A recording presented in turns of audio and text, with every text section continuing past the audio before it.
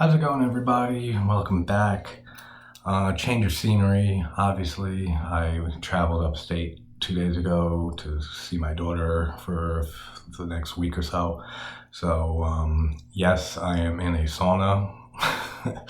No, it's not on, you lunatics. Of course, I would not be doing a review on my computer in a 100-degree sauna that's on. Don't be ridiculous.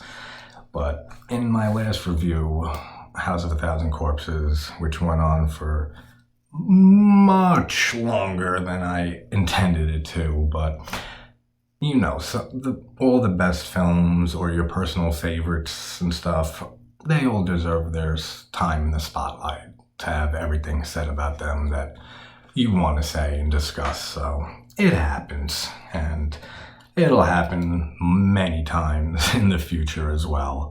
And for some reason, it seems to be every time that I am taking notes, rewatching a film, that the more that I say, all right, I'm gonna not take as many notes here. There's not that as much to say, and I end up taking more notes than the one before that, and end up having much more to say, and it's just crazy how that works.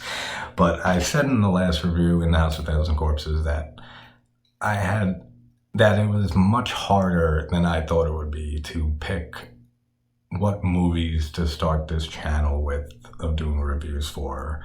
I mean, I started the channel a week ago at this point, so I got like this is the sixth review or fifth review, something like that.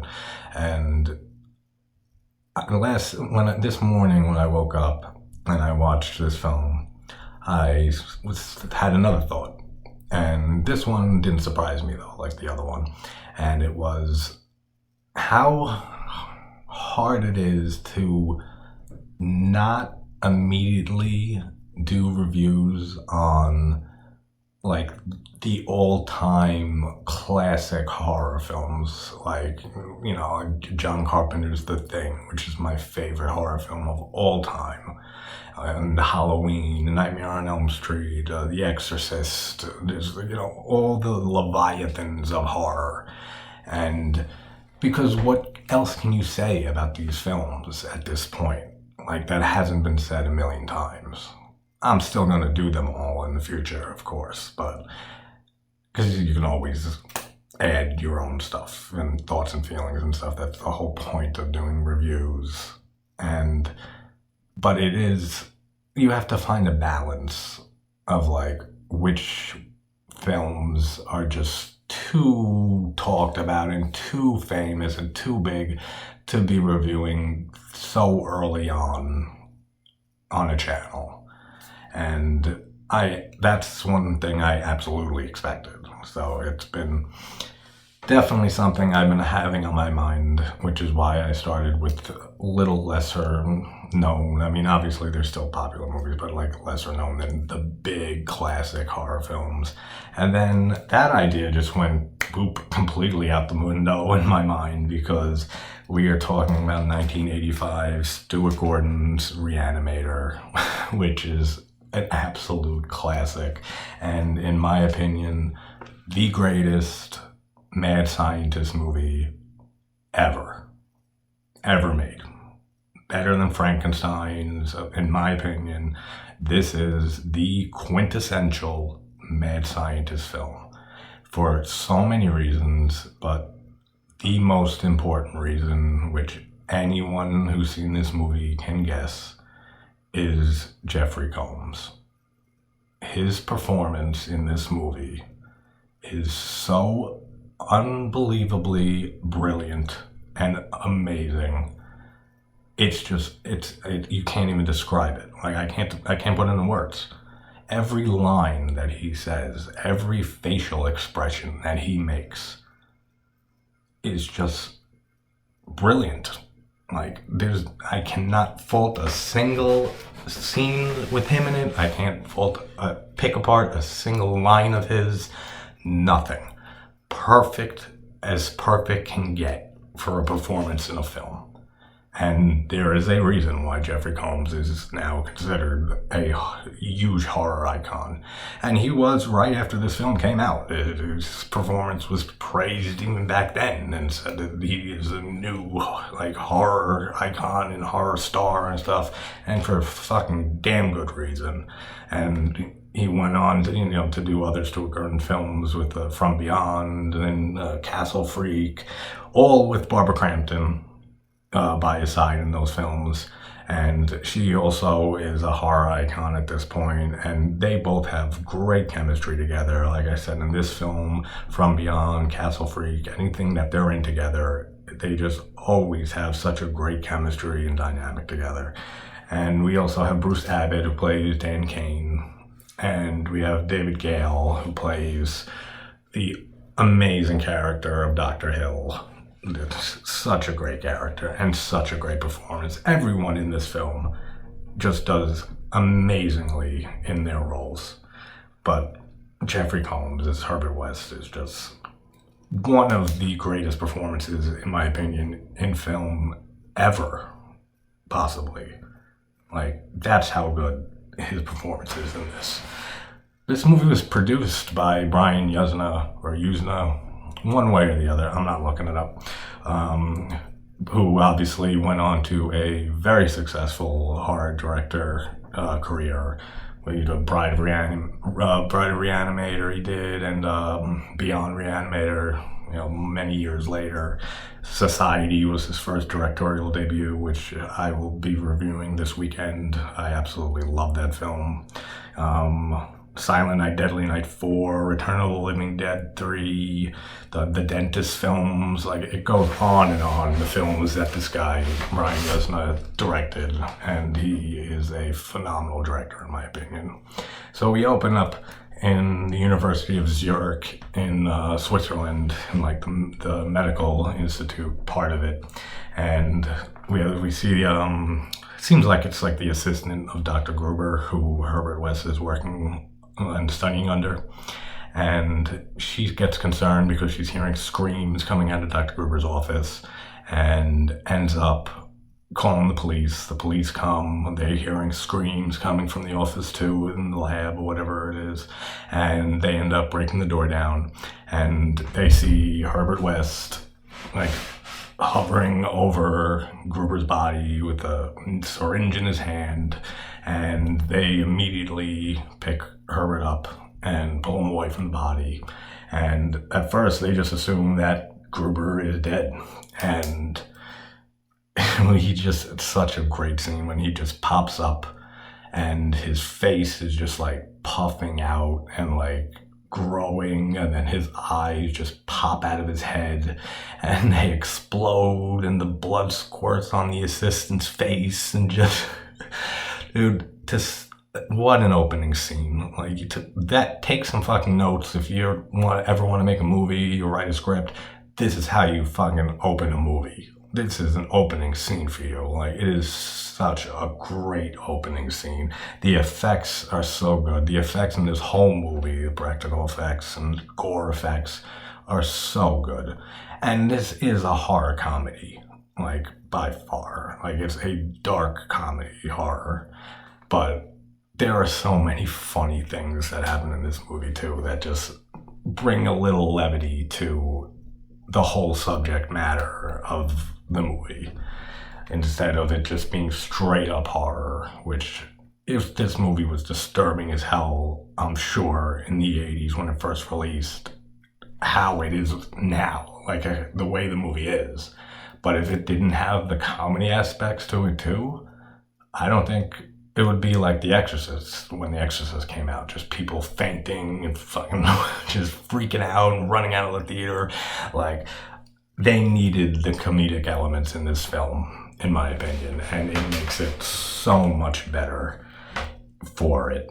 I mean, it would still be such an amazing film without the comedy, but it adds to it so much. So after the guy, Gruber's eyes pop and the blood goes on to the assistant, one of the cops, or they're also with like I guess the head of the university or something, goes down and checks Gruber's pulse to see if he's alive. Really? Like, you just saw this guy on the floor thinking he's dead, hops up with blood coming out of his mouth, and his face is deformed and like beyond any type of illness or infection that anyone's ever seen. His eyes pop out of his head and explode, and you get down and check his pulse to see if he's alive. That's just ridiculous. It's so funny. And West ends up saying, of course he's dead, the dosage was too large, and they accuse him of murdering Gruber, and he's like, I did not kill him, I gave him life.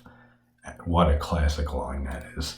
And then we have the opening credits with the Psycho homage, almost complete plagiarized score, and I do not care, because it is just such a great score still. Like, even just using so much of Psycho's music, it has enough tweaks to it to make it its own in its own way. And it also has, like, I like in the opening credits with like the different colored like faces that float by and stuff, of like, you know, the sides, like anatomy style of like faces and the brains and stuff like that. It's really cool opening credits.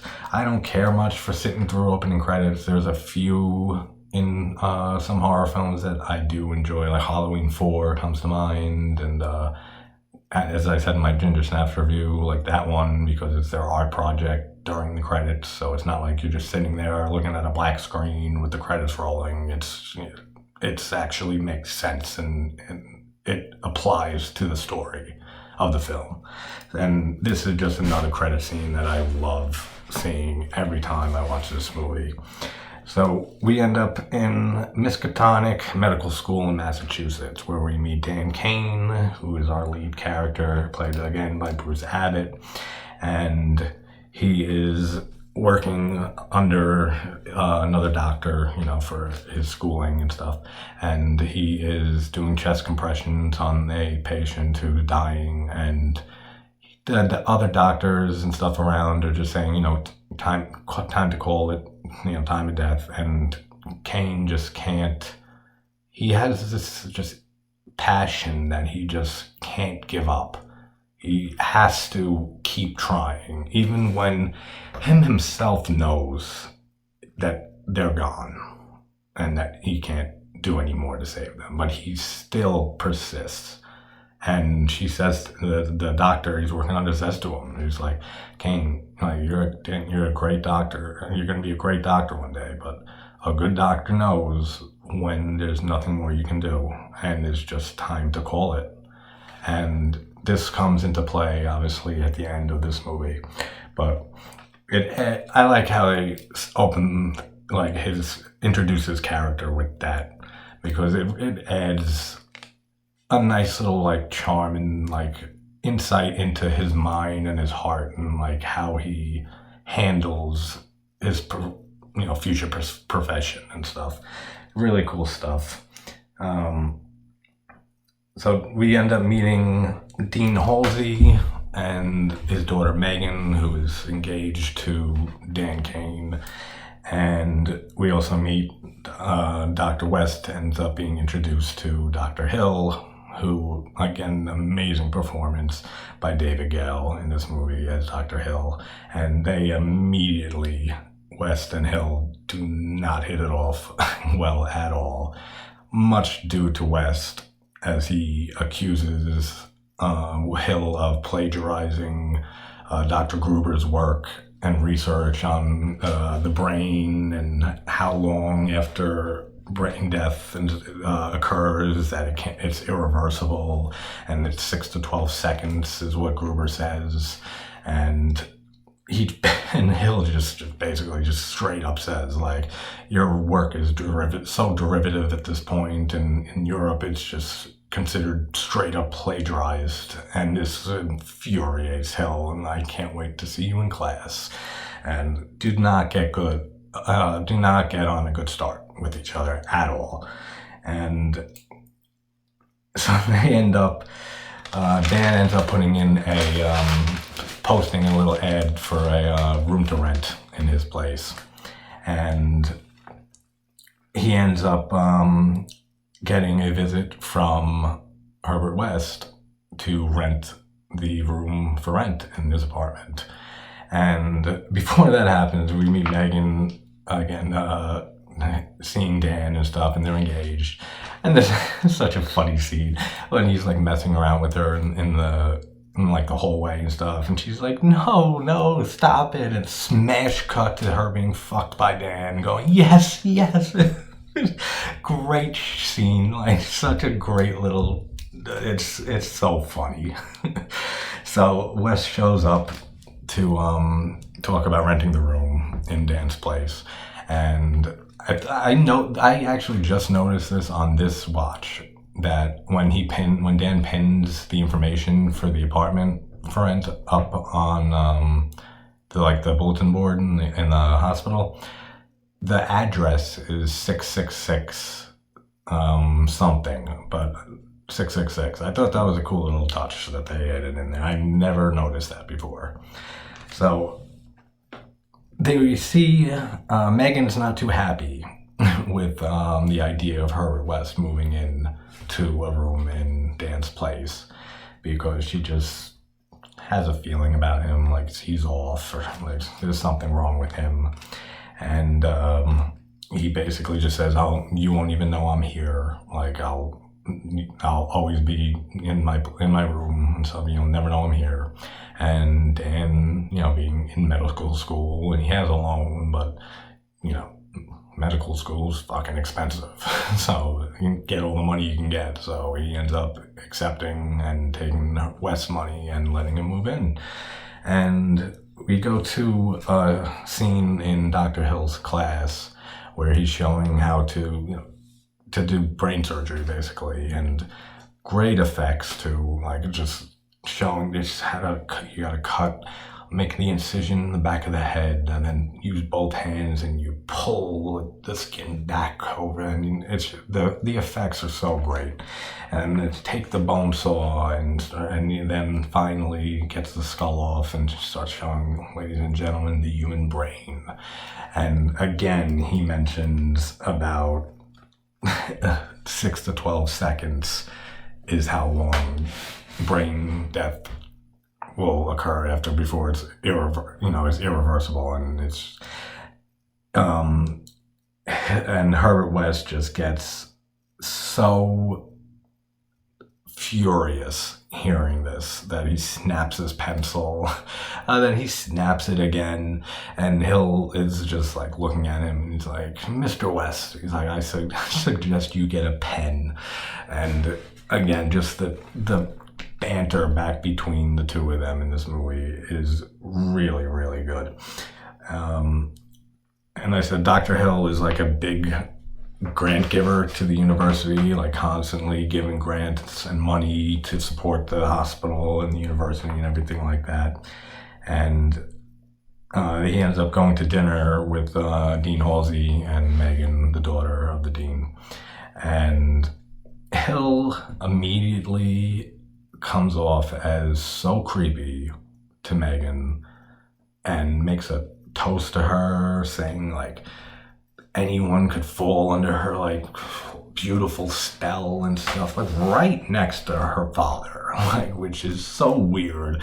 Like, what a weird thing to do, but it's so creepy at the same time that this older surgeon doctor who's like renowned for his work is basically hitting on another doctor and the dean of the university's daughter right next to him. And then Dan comes to pick Megan up, and they have to study. So Megan starts talking about, when they get back to Dan's place, about her suspicions about Herbert West, and she starts talking about Rufus, their cat, and that he's afraid of West and avoids him. And then that makes her think, where is Rufus? And she's like, I usually, when we're together, he'll come and like hang out with us and get on the couch with us. I haven't even heard him move or make a sound. And she starts freaking out, and she ends up going to look for the cat. And she ends up going into West's room and finds Rufus dead in the fridge or the freezer. And immediately West is there in the doorway. He just got home and says, "What are you doing in my room?" And she's like, "You killed him. You killed the cat." And Dan comes in and he's like, "Oh my God." And she's like, "I did not kill him." And he obviously did. He killed this fucking cat. There's no doubt about it. And he gives this bullshit story that he went in the garbage, got his head stuck in a jar, and he suffocated and put him in the freezer. And he was going to tell him later. And he says such a funny line when he's like, "I was gonna tell you later." He's like, "You couldn't," and Dan says, "You couldn't have called. He's like, "What do you want me to do? Leave a note that says cat dead, details later?"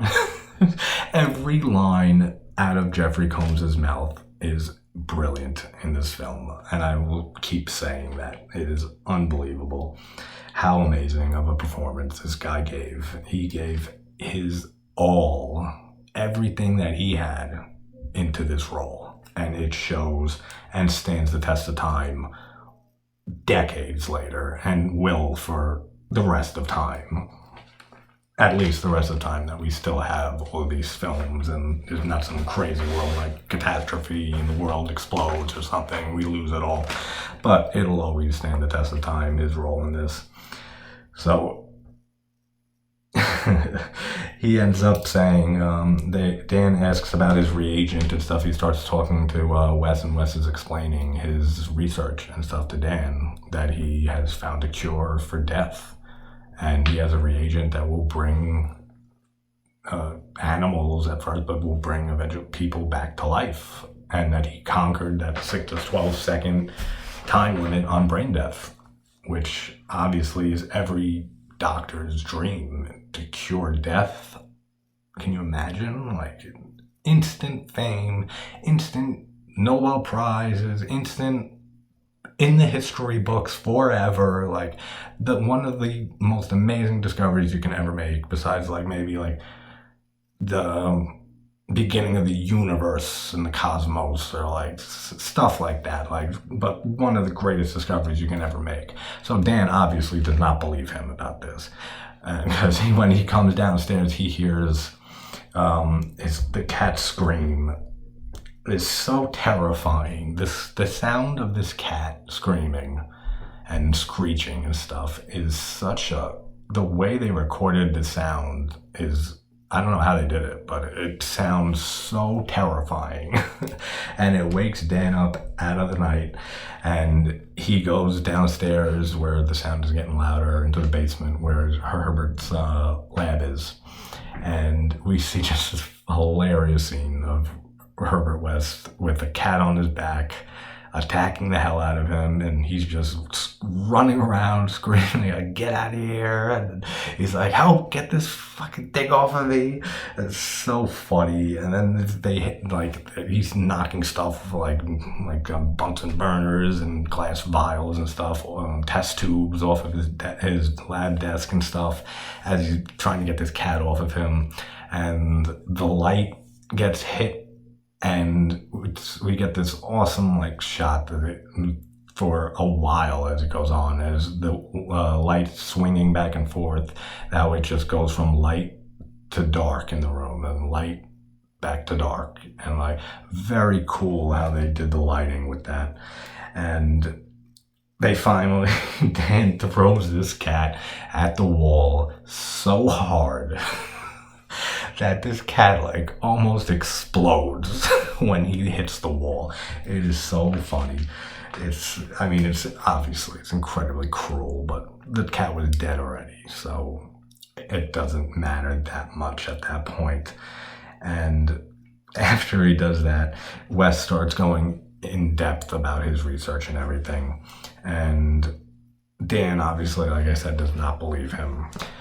And we get just the most funny line. It's probably my favorite like line of Jeffrey Combs in this movie, and action of his. And he looks at the cat and he's like, do you, because Dan says, you drugged him, he wasn't dead in the first place, it couldn't be, like, he can't have came back to life, he had to have still been alive, and you slowed his heart rate down and everything like that. And he said, and Wes says, do you agree that he is dead now? And just picks him up and plops plops him down on the table. Do you agree that he's dead now?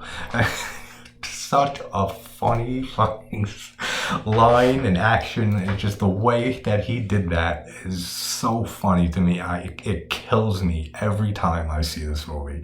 It's so funny. And Dan obviously said yes, like, I believe he's dead and stuff. So he pulls out the reagent, and what an iconic, prop now. Anyone sees a syringe with that glowing green liquid, you know it's Re-Animator. It's such an awesome little design choice of how they made the serum look. And so he ends up injecting the cat again, and the effects again in this movie, just the way the cat comes back to life and reanimates. And he has a broken back, so like he can't move much, but the way it just twitches and like the sound, the screech, it's so unsettling. Like, it's really kind of disturbing, like, in a way. Like, this is why I said, like, if this film didn't have the comedic parts to it, it would be a very much more disturbing film. But because right before that, we get the scene with him just saying, do you think he's dead, plopping him on the table, which is hilarious. It brings levity back into it and lets you laugh it off before an intense or creepy ass scene happens. And it just works so well. It's so well done. And then, after seeing this cat come back to life right before his eyes, goes to Dean Halsey, Megan's father that he's engaged to, and tells him about Wes's research and that he's seen it with his own eyes, that he's found a way to reanimate the dead.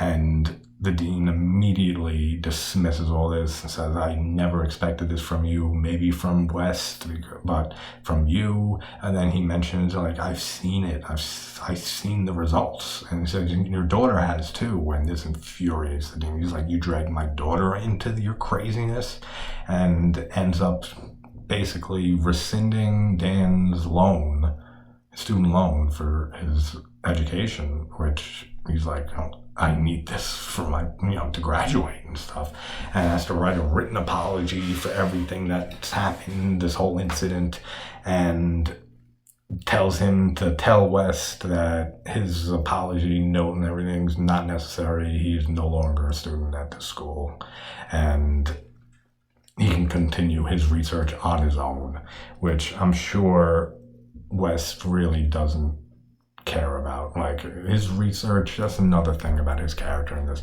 He is all about his research. Like, that is his primary drive, primary function. There's like almost no emotion to him unless it involves his passion for his research, which is just, it is so well like delved into and fleshed out in this film. And in his character, it's just amazing, so good. And why, though, is the dean so quick to disbelieve him? I mean, obviously, it's such an outlandish claim that, we found a cure for death and we can bring dead back to life. It's like, okay. But why not just show him the results like Herbert did to Dan with the cat? Just bring that broken half cat back into the dean's office with West, shoot him up with the serum, have it come back to life, and show the dean in person. He's a doctor also, and he'll see that these results are actually real, that this is actually true. I always thought that was kind of strange. It was just like he immediately just shuts it down and keeps shutting it down and doesn't like have any interest in like, I wonder what they're talking about. Like, I wonder how crazy they are, or if there's any sliver of like truth to any of this, like just complete shut it down and that's it. Like they easily could have proved it to him, but obviously they don't. So Dan ends up sneaking Herbert West into the morgue by having him like pretend to be a cadaver, and he has his shoes off and stuff, and he wheels him past the security guard into the morgue, and they want to test the reagent on an actual human being, which Dan thinks is the first time, but obviously we know it's not since he did it to Gruber in the opening of the film. So he wants the freshest body that he can get. And they're going around looking, and like this one is like fell from a building, and here's your meatball guy. Just the lines and the things he said is so funny. And they find one, this is John Doe, and he's in perfect physical health, but he had like a heart attack or something like that. That was it. So besides that, he's in like great health and great physical appearance and stuff, so he's the prime candidate. And they end up testing the reagent on him, and nothing happens. And you can see West being very upset and angry and disappointed, and ends up giving another injection, increasing the dose. And again, nothing's happening for like maybe half a minute to a minute or so. And I love the line after he increases the dose and gives him another dose, and Dan says, "Let's get out of here. We failed." And then he said, and Wes says, "He failed. I did not." Such a great line. It just shows again how passionate he is about his research, and that he will not take any criticism of what he does. That it's the cadaver's fault that it didn't work, not his. And he ends up being wrong about that, because the body violently awakens and just is like an animal, basically, being like when it's reanimated back to life. They do not have human qualities left besides like survival and instinct and stuff like that. And he ends up knocking the door to the morgue over on the dean, as the dean is knocking on the door trying to find Dan, and ends up killing the dean.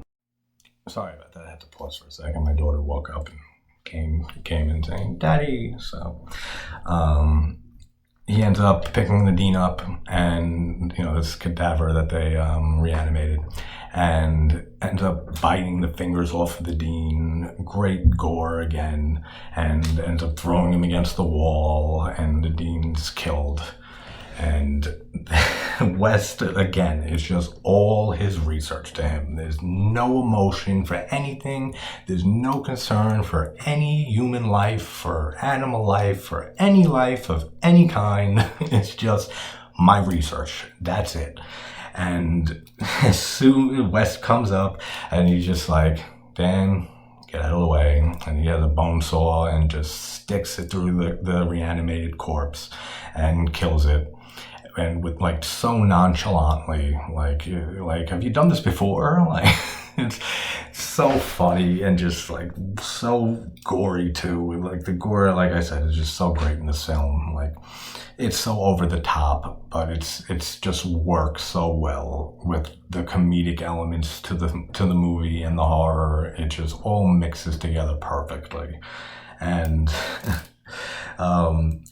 so now the dean is dead, and the only thing that Herbert can think about is, we have the freshest body that we've ever had, besides murdering somebody ourselves. So get the recorder, and we have to get to work. Every second that we're talking about it, we are wasting results and stuff. Come on, let's do this. And they end up injecting the dean with the reagent, and he ends up coming back to life after, I think it was 17 seconds. Yeah, 17 seconds or so it took.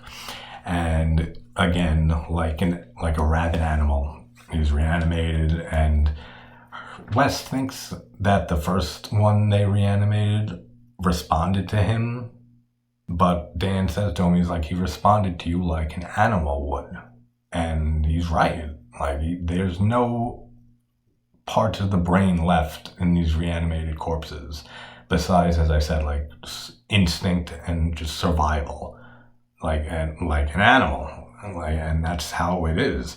But Wes just can't see it that way. He's so blinded by his passion for his research and just the idea of his research that he cured death, that he is blinded to the fact that, yeah, he cured death technically, but no one is going to be using this reagent to bring anyone back to life if they are murderous, insane, animalistic corpses. And Wes just does not think of this at all. Like, he's just so blinded by his passion.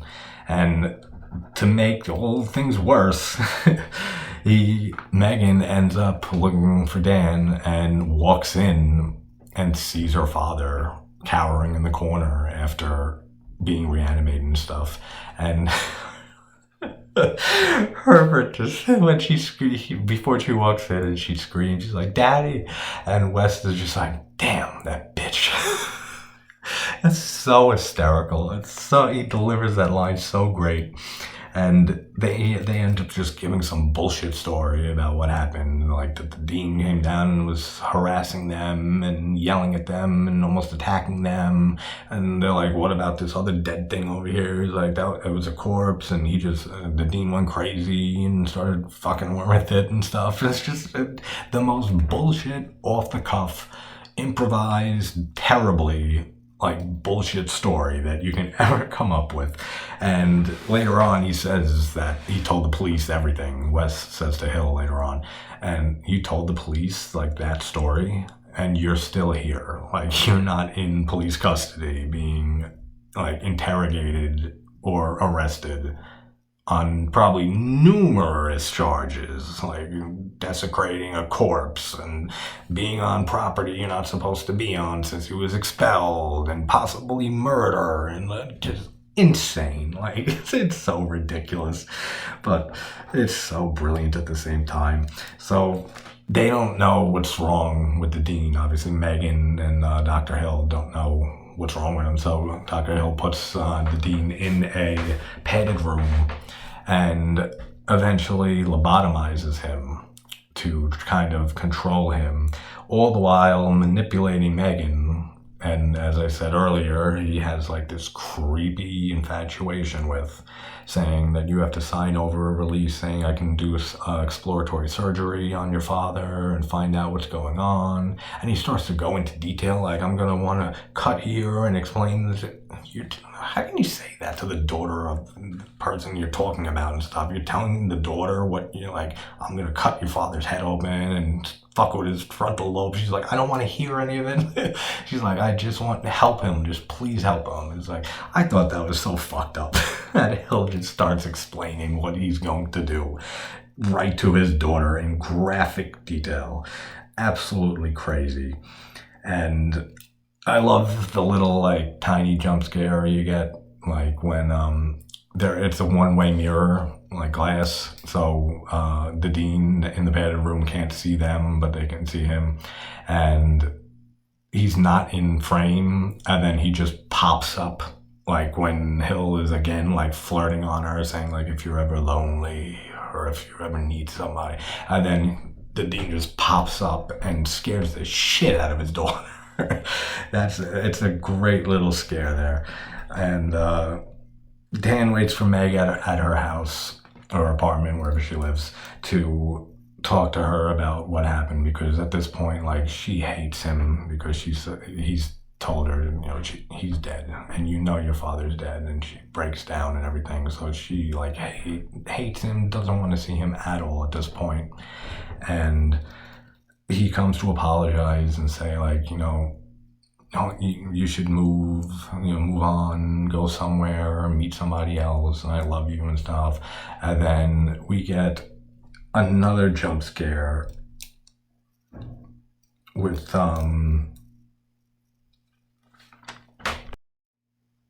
Sorry again, guys. Again, interrupted by somebody. So I don't edit. I won't. I just finish a movie. I immediately press record and off the cuff it goes. So just if that bothers you, don't watch. I don't know what to tell you. But we have Dr. Hill comes to Wes' laboratory and says to him, that why is the dean's like heart and the pulse in his heart still working barely, but like when we both know he's indeed quite dead. And that gets the attention of West. And Hill goes on to basically blackmail West for his research and for his reagent. And says, he'll bring him up on murder and stuff like that. And West gives his research book over to him, and Hill ends up saying, let's see how my reagent works. And he ends up putting dead cat tissue under a microscope, and Herbert puts the reagent on it. And while Hill is looking into the microscope and just like, in his mad scientist type way, just kind of like West in the same way, they're kind of the same, and the power of their research and their passion for what they do just gets to their head so badly that it just drives them crazy. And that's a real thing. That happens in life. It happens to people all the time. I mean, politicians, doctors, CEOs of major billionaire companies. Power will fuck you, man. You have too much power and it gets to your head. Not good. Not good. And while he's looking in the microscope, Wes sneaks backwards and grabs a shovel and knocks him unconscious onto the ground, and then just brutally just puts the shovel by his neck and starts stomping on it until his head is just knocked clean off of his body. And we get another just hilarious scene of when he's putting, he reanimates both. He said, I've never done whole parts before. So he actually injects both Hill's head and body with the reagent. And he takes the head and tries standing it up in the tray, and it falls over. And he picks it back up and puts it on the tray, and it falls over, and he just... And he looks to the side, and he just takes like notes and stuff off like the little pin that holds and stuff, puts that in the tray, and then just sticks the head on the pin to hold it up. Such great acting, such great delivery of just everything that he does in this scene. His reaction, his expression, brilliant. It's so funny, so brilliantly done, amazing. And see what I said earlier in the review? I said every time I say I'll take less notes because I've seen this movie so many times, I can just talk about it, and there's just ends up being more stuff to talk about. So he ends up, I love Hill's line when from his head in the tray when he's just like, you, and Wes like, yes, it's Herbert West. He's like, you, and he's like, bastard. And Hill's body ends up knocking out West, and the head and body leave with all of Wes's research. And when he awakens, like, he is furious. And Dan ends up getting there, and he says, like, my research is all gone. And he's like, well, what do you mean it's all gone? And he said, Dr. Hill came here, he blackmailed me, and he lies to Dan, too, which manipulates him completely. He said he wanted you out of the picture, too. And Dan's like, oh, that's why he lobotomized him, because that way you couldn't tell what happened if he gets better and stuff like that. And the way he manipulates Dan there is just, again, fucked up, man. It's like it's always just the research first. And Hill's body carrying his head in a tray is just such a great idea. Like, it's such a great concept that they did with that. And the way that they have like the shot of Hill's body holding his head in front of like the one-way mirror where the dean's being held in the padded cell, the padded room. such a great shot, and he's just there, and all you can see is the face of Dr. Hill, his head and stuff like that, with the arms of his body holding him on both sides, and he tells him it's time to like come out now to the dean. And Dan goes again to like apologize of everything that happened and stuff like that, and we get another jump scare where the dean breaks through the door right through like an emotional moment between the two of them. That's how you do a fucking jump scare, man. Like, well, this is so overused today in horror, like the last 20 years especially, everything's a jump scare, and it's so overused, it's sickening at this point. But there's some movies that do it right, and that is a great jump scare. Just like with the scene that's going on with them talking and like the emotion behind it and stuff, and then just boom, and the dean just crashes through the door. Great stuff. And Dr. Hill's disguise to get into the morgue to enact his like evil plan in the end is so hilarious. It's just a dummy head on top of the body with Hill's head in the briefcase, and it just walks so awkwardly right past the security guard who's just sitting there and just like, all right, like doesn't see anything. He says, "Is that you, Dr. Hill?" He says, "Yes." And it doesn't even sound like him. And he's like, all right. And that's it. He just lets him go in more. But this guy is so hilarious. It's just this mannequin-like head, and it looks so funny and ridiculous.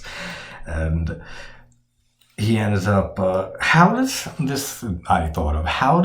Hill's body hear all of Hill's like head's commands that he gives him? Like, he has no ear. The body has no ears. How does he hear and like do what Hill's head tells the body to do?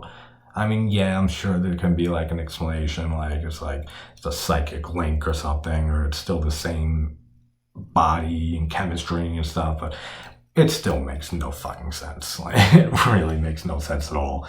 And the dean ends up bringing Meg to the morgue to see Dr. Hill. And we get the infamous scene and really disturbing scene of just Hill's head is in the tray next to Megan's character, and she's naked and her tits hanging out on the table and stuff. And Barbara Crampton had some great tits back in the day, man. But she ends up, Barbara Crampton taking this role after reading the script and reading this scene, fucking props to her, man. Like, what a brave role to take on, knowing that you're gonna have to do a scene like this. What a fucking brave move that is. I give her so much credit for that, because not many actresses would ever take a role that has a scene like that. And the head just, Hill's body picks up his head, and he said, "I've always been so attracted to you, and I think I'm in love with you." And he starts moving, the body's moving his head down her body and sucking on her tits and just moving down in between her legs like he's about to go down on her. And just, it's such an infamous scene, and interrupted by West coming in and just belittling him, saying like, "You have to try to steal the power from me to bring people back to life, and you're just using it to mess around with a little co-ed. You're not even a second-rate scientist." Just great lines from him. Like I keep saying, amazing performance, like unreal. And he delivers another hysterical line where he's just like, Dr. Hill is saying, "I'll take credit for the research." And Wes is like, "Who's going to believe a talking head? Get a job in a sideshow."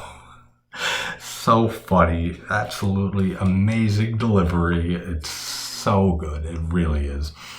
And he ends up saying that he has a plan, and Hill says, "So do I." And he ends up a whole bunch of reanimated corpses pop up.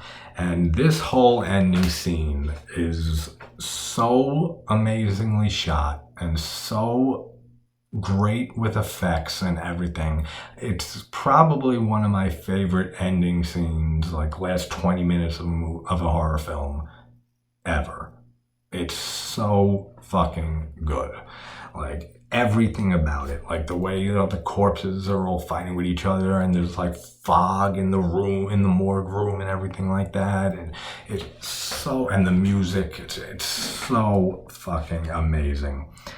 And they hold down West and try to give him a lobotomy, and Megan is there and obviously ends up talking to her father, like trying to reach him in some way, and she actually does. Like, he snaps out of his, like animalistic, instinctual, zombified self and realizes like some type of synapse just goes off in his mind that reminds him, this is my daughter.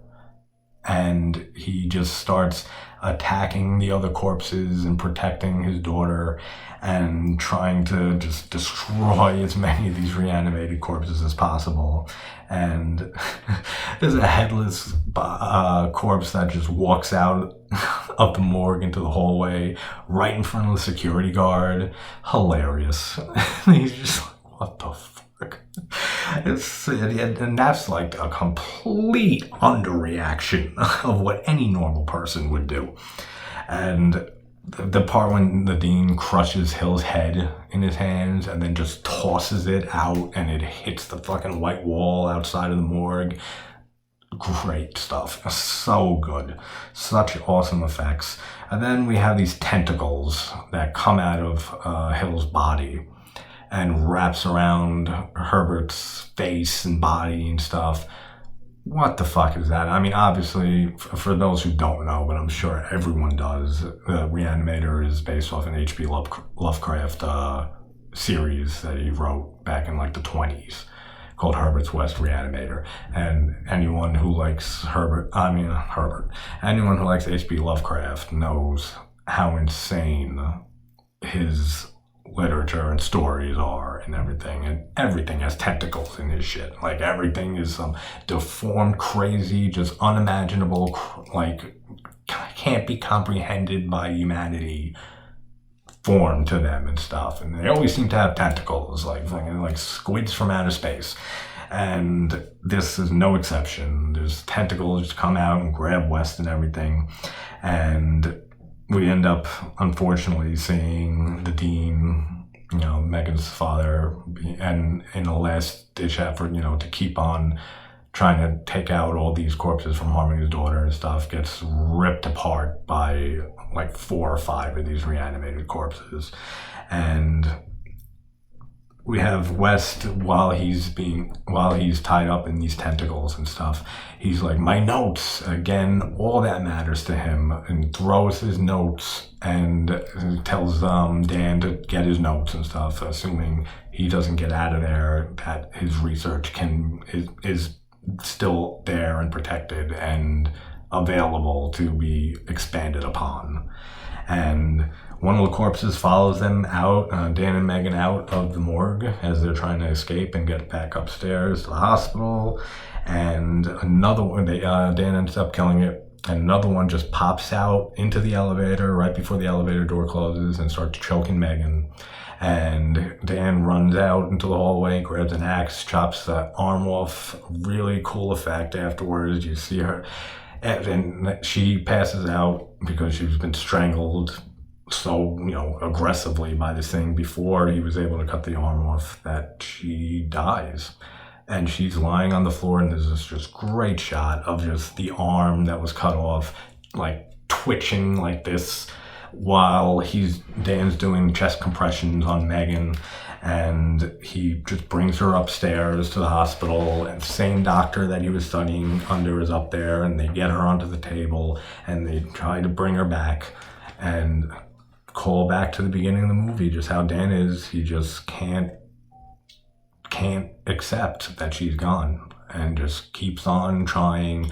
And the same doctor says the same thing. It's just, Dan, she's gone. And he just finally accepts it and starts breaking down. They all walk away. Why? I don't know why they all just walk away and leave him alone. I guess just to leave him alone with, his fiance. Yeah, I guess that makes sense. I answered my own question. And we have the ending where Dan just, like, blinded by his love for this woman. And this is something that is hinted at and shown throughout this movie, is just that we as human beings would do anything to save those that we love, to bring them back if they passed away on us, that we would do absolutely anything we could. Even after seeing everything in this film that Dan saw, the violence and how when they come back and reanimate, how these people act and are murderous and animalistic, seeing all of that, he still, and us as human beings the same way, would still do absolutely anything to bring someone we love back. And I think that's an absolutely beautiful statement that's being made with this film. Like, it's not super obvious, but it is kind of obvious. I mean, if you're paying attention, you know that theme is being explored by the end of the film. And he ends up injecting her with the reagent. And I love the end shot because it just fades to black except for the serum. And it's just, you see the glowing green with the black screen, and all you see is the reagent, and then you see it being injected in. And then we hear Megan scream, assuming that she, is reanimated. And that's the end. And just such an amazing film, such an amazing performance by everybody in this film. But again, Jeffrey Combs, one of my favorite actors in horror. And this movie is the reason for that. From Beyond also, his performance is amazing in that, but this movie is the reason that Jeffrey Combs is Jeffrey Combs. And this review has gone on for way longer than I intended, again, and I have a feeling this is going to happen a lot, but thanks you for anybody who has made it to the end of this. I love talking about this film, so thank you for watching, and I will have a few more reviews up this weekend while I'm upstate here, and thanks for tuning in to JT's Horror Reviews. Bye!